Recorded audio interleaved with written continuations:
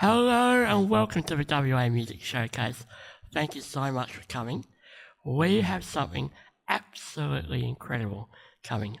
We have Ellie Malonzo on the violin and Jonathan Bradley on the piano. Now tonight Ellie's and Jonathan are going to perform a few pieces for us. We might as well just get this show started. Are you ready, Ellie? Jonathan? Great.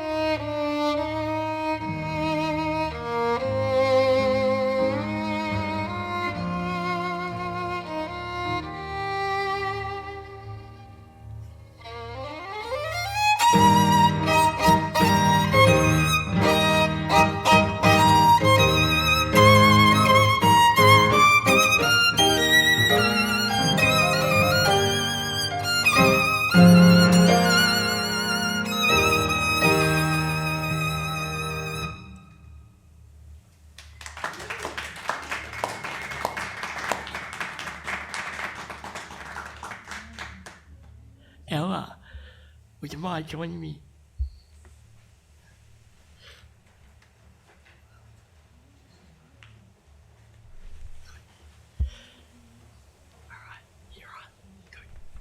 That was absolutely fabulous, wasn't it, ladies and gentlemen? All right, Ella, I've got some questions for you. When did you first start playing music? I started first playing violin when I was 5, but before that, apparently my dad bought me a ukulele, and instead of using it as a guitar as I should have, I decided to get a chopstick out of the kitchen drawer and use it as a violin, so it didn't quite work out for him. Now, you're only 15 years old, which is incredible. When a lot of people at that age, are into things like, I don't know, Taylor Swift or, Olivia Rodrigo, where did you find your love of classical music? I'm not completely sure, but I do know my parents used to take me along to baby proms and other similar youth music concerts. So I think I just got exposed to it early and fell in love with it. Yeah. And when you decided to play violin or the chopstick, how did you, how was your training regime? Your practice. What kind of things do you do?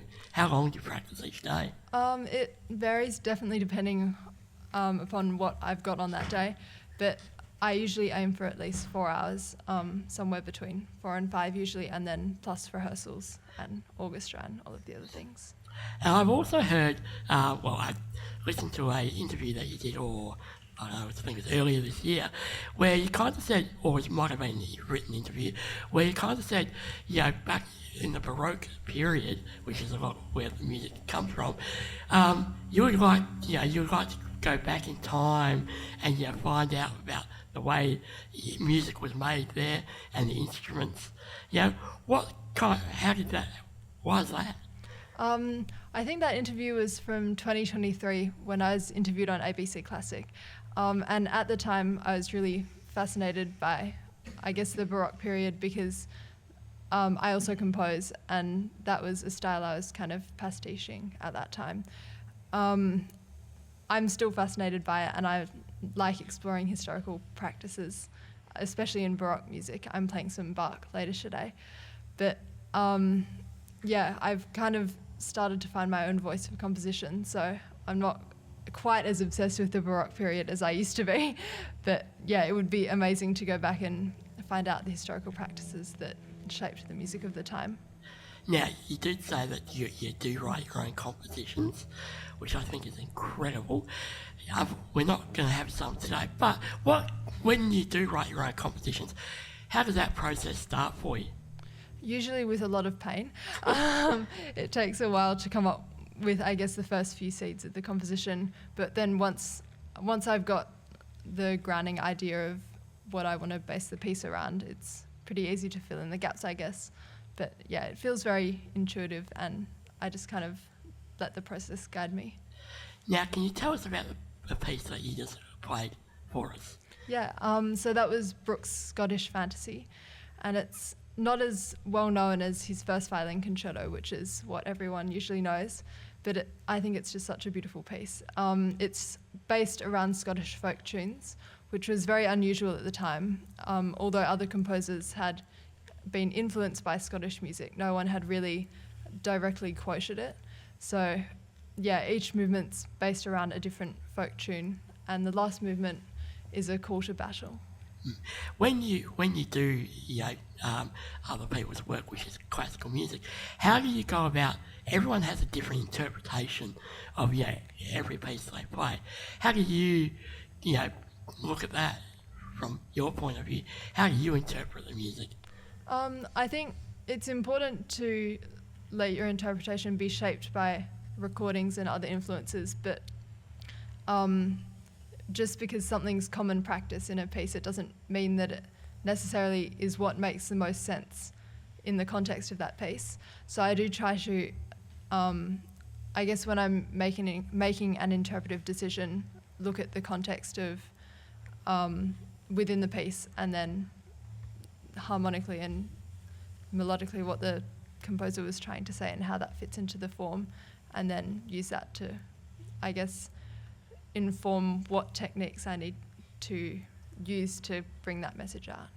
Now, you study at UWA at the moment. Yeah. How's that for you? How's that been for you? Yeah, I'm loving it. It's just so nice to be in such a supportive environment and to be able to focus on music and performing, and it gives me time to really, I guess, hone in on practicing and performing. All right, you've got another piece that you're about to play us. Can you just tell us a little bit about that? Yeah, I'll be playing two of Clara Schumann's romances, and she was a composer and a concert pianist, and back in the time that she was alive, it was very rare for women to be in the music profession, and she was the husband of Robert Schumann, and she ran the family, and she was the primary income, like she made money for the family because Robert was quite mentally unwell for a lot of his life. And I just think it's amazing how she was able to balance so many different things and still have such a big output of amazing music. All right, I can't wait for it. Are you ready to play? Yes. All right, awesome.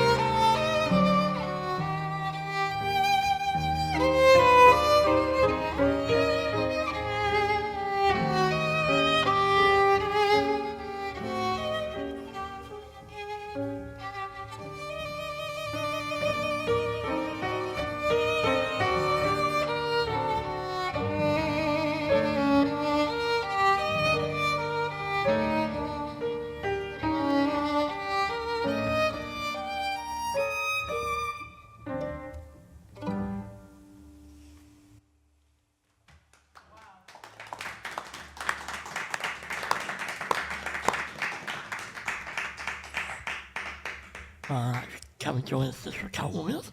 I've got a couple more questions.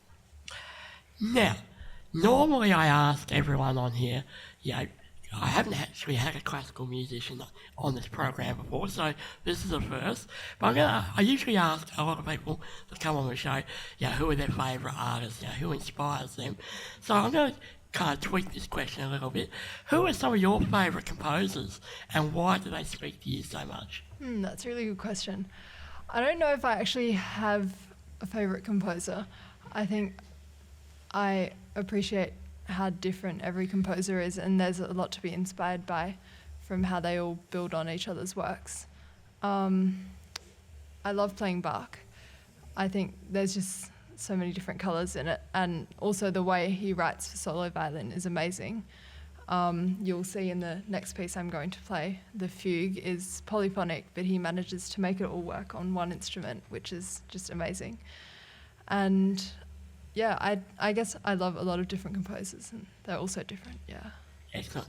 And when you compose your own music, what inspires you? Usually I'm inspired by necessity. Like, someone will ask me to write the piece, so I write it. But within that process, I don't think there's like a single programmatic inspiration that I have for each piece, but just I try to listen to a lot of different modern composers within the Western arts genre, and just take what I like from each of their compositions and I guess adapt them and be inspired by that. All right, you're going to play us a final piece. Can you tell us a little bit about that one? So this will be, it's by Bach, and it's the first two movements from his first solo sonata, and he wrote a set of 6 solo sonatas and partitas for violin, and they're titled Sonatas for Violin Without Bass Accompaniment. So that's basically, telling the audience that the violin has the role of all of the instruments in the ensemble. So the second movement that I'll play is the fugue, and it's a 3-part fugue, and usually a fugue will be played by different instruments in an ensemble setting, or by piano, which is able to be a bit more polyphonic than the violin. But he decides to use the violin, and I have to basically play 3 different parts. So they're also a massive technical challenge, but they're so rewarding to play, and I hope you can hear all the different voices. Excellent. I cannot wait. Let's do it.